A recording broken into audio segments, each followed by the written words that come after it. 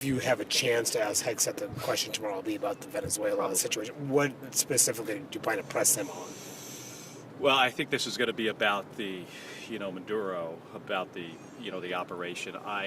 Manu, as you might imagine, I often ask questions about the operational specifics on these things to find out exactly how something like this was planned and conducted.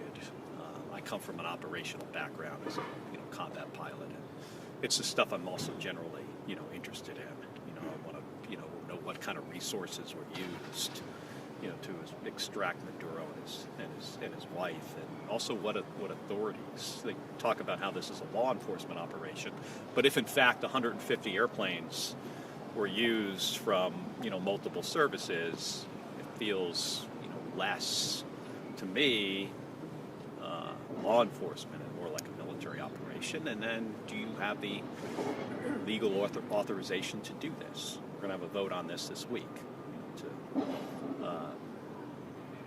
I don't, think that we want to be bogged down in, Venezuela. That's not in the best interest of the American people.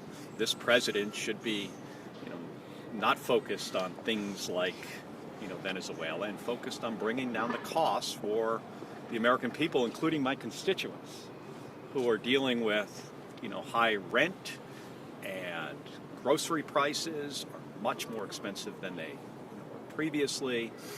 And at the same time, this president destroyed the health care for millions of Americans. He felt the need to give a big giant tax cut to the wealthiest Americans, and that's partially paid for by taking away these ACA subsidies. And what that means to people that I've spoken to in Yuma and Chandler and Sedona is I've got constituents, their healthcare costs are going from hundreds of dollars a month to thousands of dollars a month, and they can't afford it. And this president said he was going to help people. He's not helping people. He's just making it worse for the average American.